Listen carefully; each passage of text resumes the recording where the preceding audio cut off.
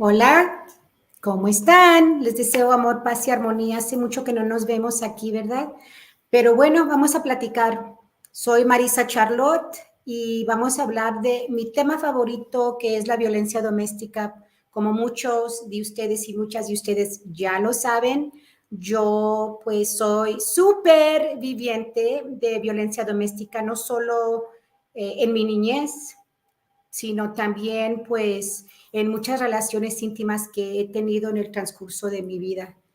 Pero bueno, vamos a cambiar el lenguaje a inglés, okay? Because it's 9 p.m. Hi everyone, peace, love, and harmony. I am here once again to talk about my favorite topic, domestic violence. I know when you hear the words domestic violence, it's almost like you have to go dun dun dun right before you hear this term domestic violence, right? As many of you know, I am a survivor of childhood domestic violence, and I'm also a survivor of intimate partner violence with many of the relationships that I have chosen to be in. And so it is really interesting how the universe conspires to let you work. I don't even call my job work because it's not work for me to do it. It's just so enjoyable. I'm every day I'm so thankful that I get to live out my passion. It's almost as if it's a full circle for me to talk about this topic. So we're going to talk about Dr. Lenore Walker's cycle of violence. Dr. Walker's cycle of violence is it's a theory that she, through her research, discovered that a lot of victims, survivors, or as I like to call us, survivors, experience during the relationship. It's very confusing. There are three very distinct stages. What I'm going to do today is I'm going to talk about the cycle of violence, but in a way that's a little bit different than Dr. Walker because she's so much smarter than I will ever hope to be. Even if I live a bunch of lifetimes, I'll never be as smart as Dr. Lenore Walker, ever. She is actually one of my sheroes. I really admire her. Dr. Walker, she coined the term the battered women's syndrome. We'll talk about that in a different episode, okay? But she is one of the first experts to sit in a trial. She is a expert witnessed in many trials where the victim, survivor, survivor ends up killing her abuser in self-defense. So she is just one of the leading experts in the field of domestic violence research. Anyway, Dr. Walker, her view on this, based on a lot of interviews that she did with many victim survivors, survivors, was that there are these three stages that are, they can last anywhere from a few intense minutes to hours, sometimes days in the cycle of violence. But it's confusing for the victim and it's confusing for all of the children and anybody else that is around witnessing and trying to live in this really toxic, unhealthy environment of relationship abuse and relationship violence.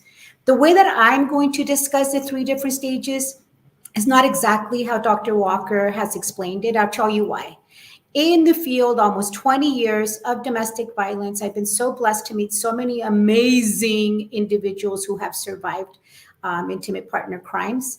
I have heard their stories a little bit different than the actual concept of Dr. Walker's, with all due respect to her, and absolutely it makes so much sense.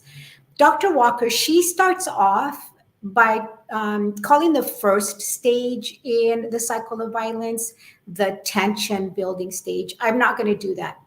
I'm going to talk about the first stage in the cycle of violence as the honeymoon stage. This is where, you know, when you meet someone and you get butterflies in your stomach, you are feeling some of those love hormones, and it just feels so good to be around them. You want to make plans for the future. You want to start hanging out with them some more. You know who I'm talking about, right?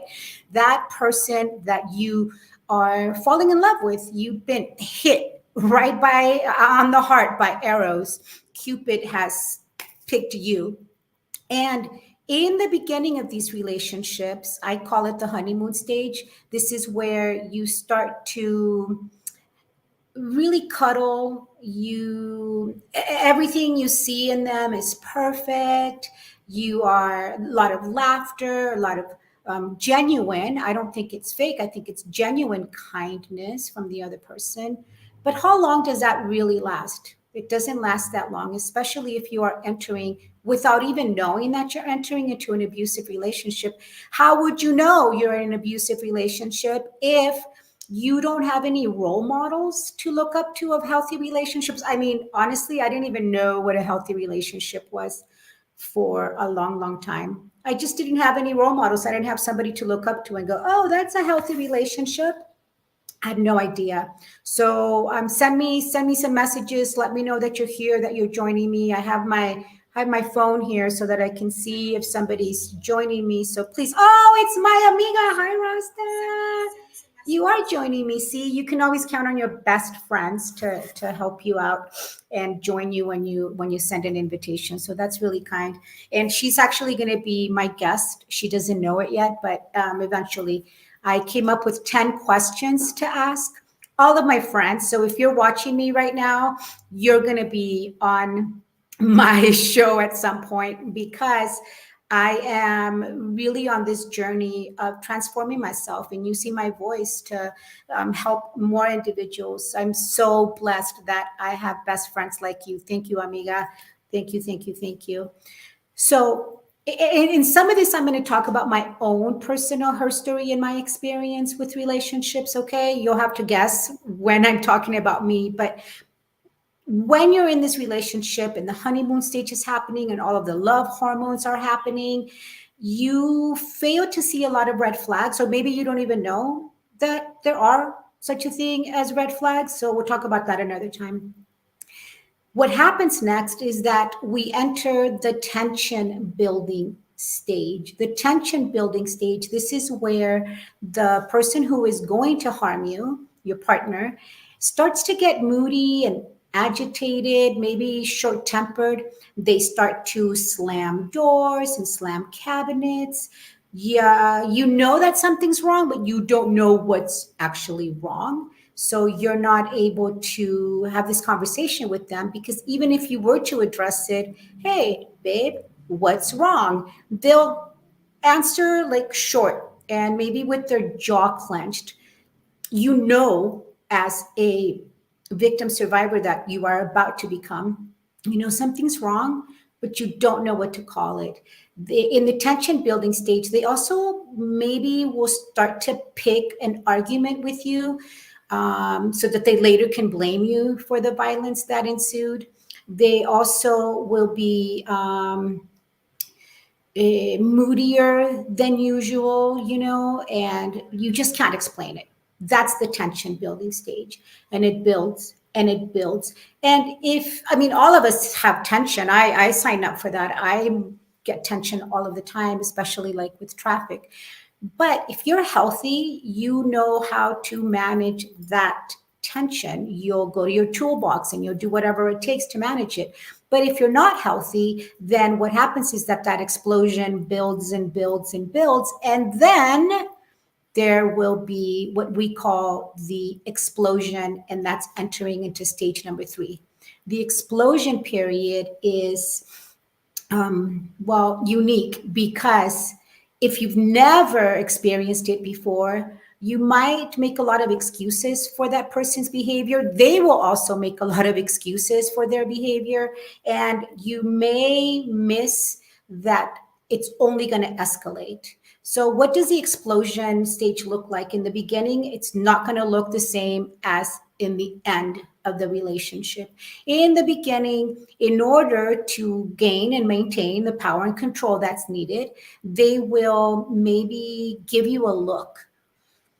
Sad to say, but my father used to have that look. I don't know if many fathers have that look. I hope not. But it was this look that my father had that meant, I'll say it in Spanish and then I'll translate it. It meant, Vas a ver, wait and see. It just really meant that whatever it is that you're doing right now, you are in big trouble. You better stop doing it. Whoever you're talking to, you better stop talking to that person and you just wait till we get home. That's what that look meant. Okay.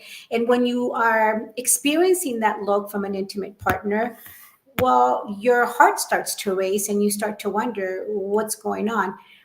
That could be an explosion, right? It's not like an actual incident of violence, but one thing for sure that all experts of domestic violence know is this: that domestic violence will escalate. Okay, it escalates.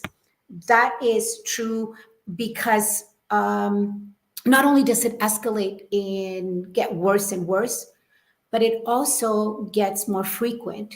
Okay, and that's just a fact based on a lot of research and based on interviews with a lot of individuals who have been battered, who have been harmed by their intimate partner. So that could be like the explosion, right? They give you a look in the eye.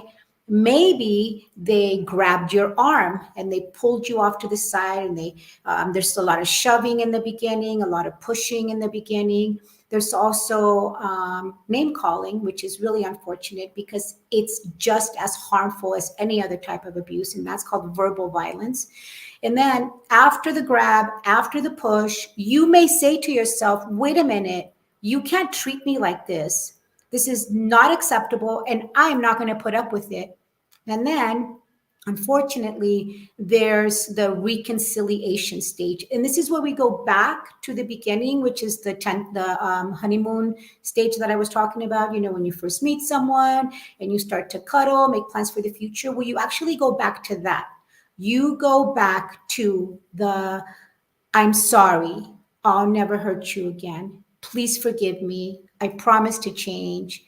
And sometimes those promises are genuine, right? They do want to change, but a lot of times they don't make any of the moves necessary to make those changes. So you just end up reconciling. You end up again making plans for the future. This is where the person who has harmed you may start buying you some gifts, make some false promises. Maybe they'll agree to get some therapy or get some help. But what happens is that the next stage, which is again the tension building stage, will start to build and build. And where will you find yourself again? In the explosion. And this is a cycle of violence. Can you break the cycle of violence? Yes, but it's hard. It's not easy. I have seen it firsthand with my own mother. I've seen it in my own personal her story, and I've seen it in a lot of the individuals that I have had the pleasure to work with. So if you are experiencing something like this, you're not alone. I have really good listening ears, so just know that you're not alone. And I also want to share with you that there's a national domestic violence hotline number. It's an easy number to remember because it's just an 800 number, right? So that's easy. And then you just dial 799 SAFE, 799 SAFE. That way you won't feel so alone. Again, thank you for joining me. It's been a real pleasure to be back with you all again. I wish you peace, I wish you love, and I wish you harmony. Talk to you soon. Bye.